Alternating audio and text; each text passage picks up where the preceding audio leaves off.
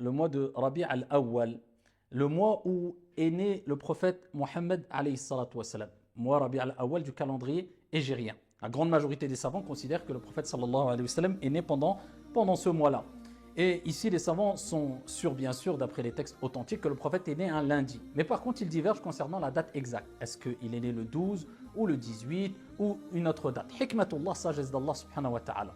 Alors beaucoup demandent, est-ce qu'on peut fêter l'anniversaire du prophète alayhi afdalus salatu wa taslim, sachant que nous sommes dans le mois où le prophète est né? La première des choses, il faut savoir que si on a bien compris que vouloir fêter la naissance du prophète alayhi salatu wa sallam, ou plutôt dire commémorer la naissance du prophète alayhi salatu wa sallam, ne doit pas être considéré comme étant une fête qui a le même degré, qui aurait été légiférée comme les deux fêtes qui sont Eid al-Adha, la fête du sacrifice, et Eid al-Fitr, la fête de la rupture du jeûne, qui eux sont deux fêtes qu'ont les musulmans. Je parle des fêtes religieuses, je ne parle pas des fêtes basées sur une coutume ou une tradition ou une habitude ou un événement particulier qui ne sont pas faites au nom d'une religion, de la religion de l'islam.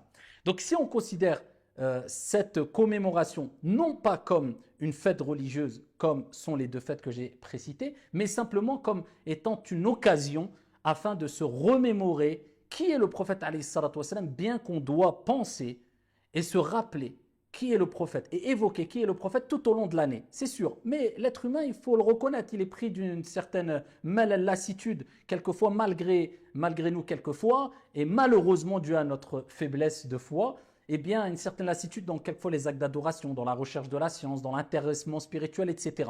Donc c'est toujours bien d'avoir des moments où on a ce coup de boost parce qu'il y a une occasion qui se présente pour se rappeler encore plus de qui est le prophète, qui sont les prophètes, qui sont les compagnons. Pour ça que hikmatullah, sagesse d'Allah, Allah Azza wa Jalla, il fait qu'une fois dans l'année on a le Ramadan, une fois dans l'année on a le Hajj, une fois dans l'année, même deux fois, on a 2 jours de jeûne recommandés par rapport à des événements liés à ces journées de jeûne.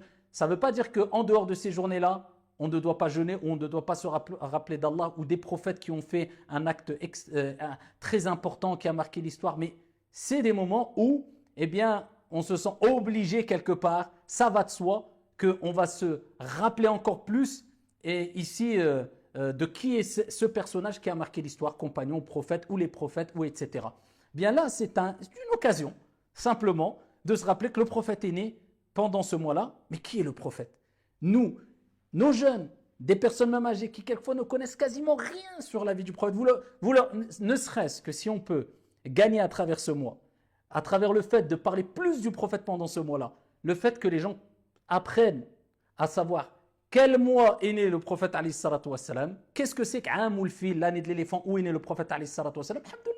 C'est très bien déjà. Donc se réunir dans les mosquées, faire des conférences, accentuer les conférences sur le prophète sallallahu alayhi wa sallam, parler de plus sur le mimbar du prophète alayhi salatu wa sallam pendant ce mois-là, il n'y a aucun mal à cela. Bien au contraire, c'est une occasion qu'il faut saisir. Bien sûr, on exclut tous les comportements de gens qui sont rentrés dans l'excès jusqu'à ce que pendant cet événement-là, cette commémoration entre guillemets si on veut, pendant ce mois-là, bien, rentre même dans un excès, car Shaitan aime l'excès, pousser les gens à l'excès, non pas pour adorer Allah, mais pour adorer carrément le prophète alayhi salatu wa sallam. Des gens font des choses illicites, etc., etc. Donc si on a une vision de wasati, de juste milieu, on a une réaction mesurée, on a bien compris ce que j'ai dit précédemment, et on différencie avec les deux fêtes religieuses légiférées qu'on a citées précédemment, etc. Si on utilise ce mois pour se remémorer qui est le prophète alayhi salatu wa sallam, accentuer ici ou faire accroître encore plus l'amour dans le cœur des gens du prophète alayhi salatu wa sallam à travers l'augmentation de cours, d'exhortation et autres, c'est une bonne chose incha'Allah ta'ala. Allahumma salli wa sallim ala sayyidina wa habibina Muhammad.